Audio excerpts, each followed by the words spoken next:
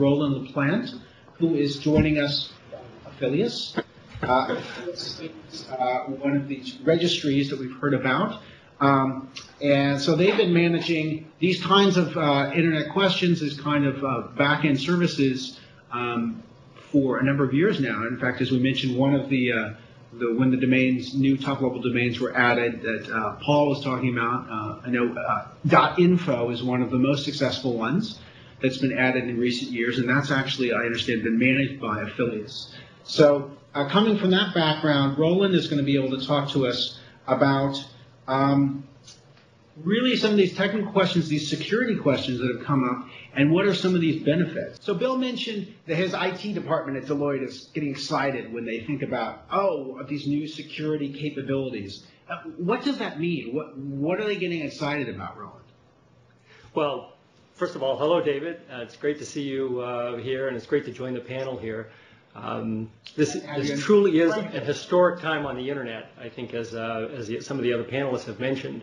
And time is getting short, so we're seeing a tremendous increase in momentum around people's interest in this subject, in their understanding of the subject, and bringing this to the attention of brand owners today, like Columbia is doing, I think is exactly the right thing at exactly the right time. And I'd also like to congratulate Bill on not only the decision to apply for .Deloitte, but also for the courage to come out and do that publicly, because I'm sure he's got no end of speaking opportunities to come out and tell people why they made that decision, what they expect to get out of it, and so forth, because brand managers and brand owners around the world are really wrestling with this issue.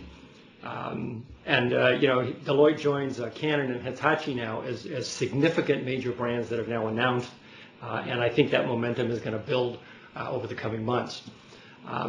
So by way of introduction of Afilias, if I could just say a few words about that. Afilias is a registry services provider. That means we maintain the master database and run the TLD level DNS for internet domains. So we sit in the back. Not many people have heard of Afilias because we're really a back-end services provider. And we support the master database for .org, for example, to make sure all of those orgs are unique when the requests come in, and they all resolve on the internet just like they're supposed to. You mentioned .info, which was one of the TLDs that was introduced and approved by ICANN back in 2000, and that's now got about 8 million registrations in it. It's far and away the most successful new TLD ever introduced. We also support .mobi, which is a GTLD under an ICANN contract that's designed for the mobile internet. .asia, .aero, and now the XXX domain that's just beginning to roll out. But in addition to that, we also support a number of TLDs that are not under contract to ICANN that represent a wide range of requirements. These are mostly country code. These are all country code TLDs, ranging from the country code for India, IN, to Mongolia, to Montenegro.me, which just rolled out a little while ago, to St. Lucia, to Belize, and a few others. Through Apple, right? The Apple.me service, but it's actually it's a Montenegrin country domain name, right? That's right. There are a number of country codes that are blessed with .me. It's all about me, right? So a lot of people have really gravitated to that. It's been a great social networking TLD. I know .LA has been touted as the city code for Los Angeles, and a number of other country codes have been sort of repurposed, if you will, to address broader needs. So that's really a general introduction to Afilias. I want to talk a little bit about the benefits. A number of folks have talked about the branding benefits of these new TLDs, which I think are substantial. But there are also some security benefits, and that comes from aspects of control around your brand. When you own a TLD, much different than today, when you own a TLD, the first piece of control you get, that's a big security benefit, I believe, is control over who can have a second-level domain, a second-level registration in your TLD. So in Deloitte's case, that means because they own .Deloitte, they can hand out anything else .Deloitte to whomever they want. Exactly right. They can keep out anybody they don't want to have a registration there, and they can invite in anybody in their community or anybody in their realm of business associates that they want to bring in. And that's important. I like to use an example of Rolex, for example. We're not talking to Rolex, and I don't know if Rolex is even considering this, but it's a premium brand. It's subject to a lot of internet issues like fraud and cyber squatting and other kinds of things, which I'm sure cost them a lot of money every year, and it's a lot of trouble. But if you had a .Rolex, if they had a .Rolex, they could allow into the TLD to have only authorized dealers of Rolex. So when a customer went to any site in the .Rolex TLD, they would have the confidence that they're actually getting to an authorized site and not to a site that's offering fraudulent goods or counterfeit goods or what have you.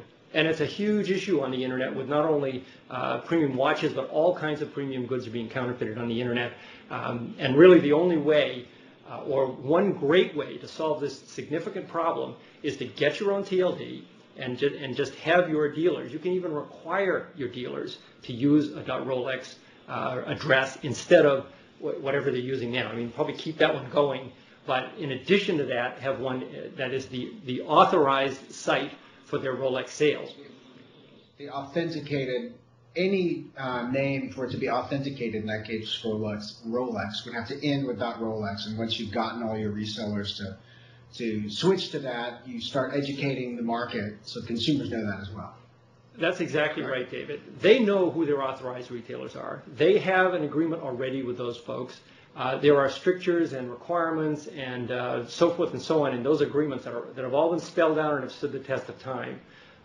As these evolve, and if someone did apply, if they did apply for .Rolex, they could actually require these franchisees, these dealers, these distributors to use that extension, their Roland.Rolex extension, to operate Roland's Jewelers, which is an authorized outlet for Rolex watches. And that gives protection for the brand, and it also helps build the brand because it increases the trust level that people are going to have going to a .Rolex site on the internet. So that's the first real security benefit I see. The second security benefit has to do with acceptable use, okay? And that is you can control not only who has one of these sites, but you can control what they do with it. So right now in the generic TLDs, in COM and NET and so forth, what people do with their sites is up to the site owner. And sometimes that means criminal activity, sometimes that means counterfeiting, sometimes that means bringing in competitive products onto a platform that's not supposed to have it, those kinds of things. But if you have an arrangement with your distributors that they're going to use, and again, I'm going to use the Rolex as an example, and that dealer starts to do something that's against the Rolex brand, discounting the product on the same website, for example. Right, exactly. If they're using a .Rolex for things like unacceptable or unauthorized discounting, if they actually offer, they find out they're offering counterfeit goods there. If they're offering competitors when they're not supposed to in the space, if they're violating the franchise agreement in any way that has to do with that Rolex domain, all they have to do is call their registry services provider and take that off the internet. It's as simple as that. We take it out of the DNS, and it's no longer available for anybody. So it's a very powerful tool to control your distribution channel. First, you require them to use your TLD if they want to sell your goods, and secondly, you monitor that. And if somebody's doing something against your agreement, then you have the big stick of taking it away from them.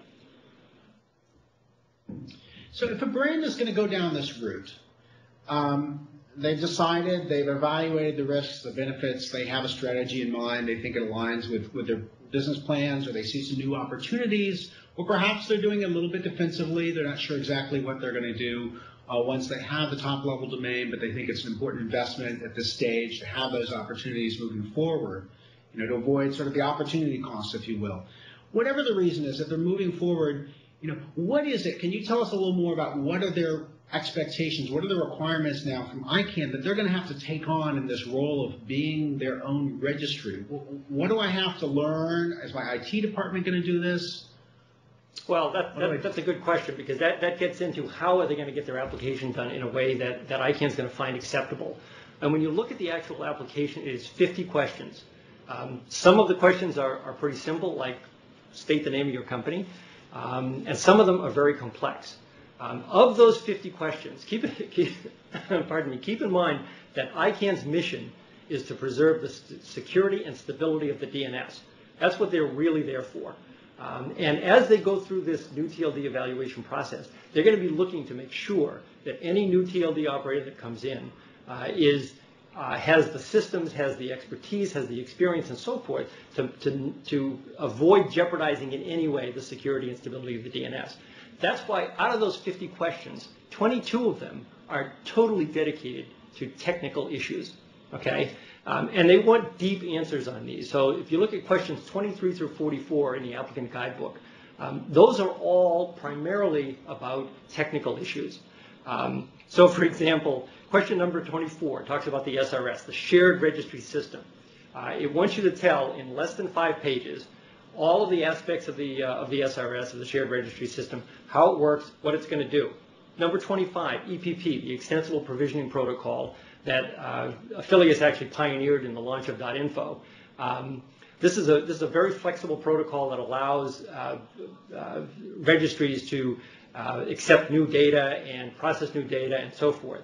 Much better than the previous protocol that was really being run on Common Net at the time. That you have to provide lots of detail in 5 pages or less. Number 28, abuse prevention and mitigation. There's been so much abuse, and brand owners know this. There's been so much abuse of the internet in terms of counterfeiting and cyber squatting and DDoS attacks and all kinds of other things that ICANN wants to dedicate 20 pages of detail around how the system addresses this. What are the policies to do this? What are the processes you're going to follow? Detail after detail.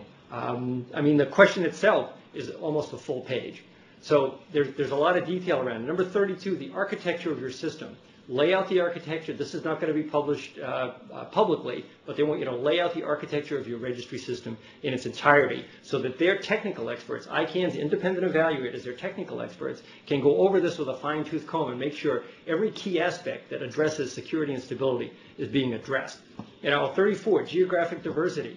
Are you just playing in one geographic area? Or are your systems distributed globally like they are with Afilias? We've built out a global system to support all of these TLDs. So then there's continuity, there's who is, there's security, there's all kinds of other questions in here, all of which require a very detailed question. So ICANN is really going to ask you that. What most brands ought to do in this situation is that they ought to hire somebody who has already been through this process before in previous ICANN things, who knows how to answer these questions, and importantly, who has a system that's currently operating with ICANN GTLDs. If you haven't been operating an ICANN contracted GTLD, it's going to be very difficult for you to anticipate all the issues that underlie what ICANN is looking for. There's a lot of reporting, there's a lot of other kinds of security things.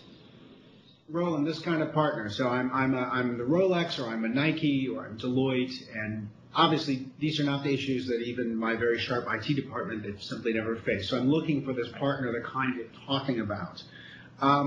Do I need to, it sounds like I need to reach out to them as part of the application process. It's not that I'm going to say, I'm applying saying, oh, I will work with so-and-so. If I get this, I would need to be working with them at this point to even make an appropriate application. Is that correct? Well, you have to have the answers to these technical questions. And the only way you're going to get those answers is either by hiring a technical consultant who will make up the answers, basically, or by dealing with a company that is already operating GTLDs under ICANN contracts and actually knows what ICANN is looking for in these things. It is possible. I think ICANN does not require you to hire a registry services provider prior to applying. But once you get all the answers done, and let's assume you even get through the initial evaluation with those answers, before you get delegated, you have to do pre-delegation technical testing as the next step in the process. And the pre-delegation technical testing, then you do need a system, and you do need DNS. You're going to be given by ICANN a series of steps, a series of kinds of tests that you need to go through. You will test your system out and report those results to ICANN. Now, ICANN is going to then has the right to come back and say, now we want to test certain parts of this to make sure that the results we get are the same as the results you get.